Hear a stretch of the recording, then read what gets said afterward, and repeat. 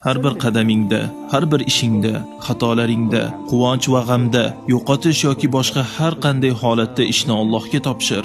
Ishni Allohga topshirgan kishilar kimlar? Ular hayotni Allohga ishonib topshirib, birinchi sinovda ortga chekinuvchilarmi? Yo'q, aksincha ishni Allohga topshirgan inson aniq biladiki, uning tarbiyachisi, rizq beruvchisi, g'amxo'rlik qiluvchisi va sinov beruvchisi faqat Allohdir. U mana shu iymon va xotirjamlik bilan har bir qadamda, har qanday vaziyatda, xoh yaxshilik, xoh yomonlik bo'lsin, Allohning tanloviga rozi bo'ladi. Chunki u biladiki, bu Allohning qaroridir. Ne'mat kelganda shukr qiladi, musibat yuz berganda esa istig'for aytadi.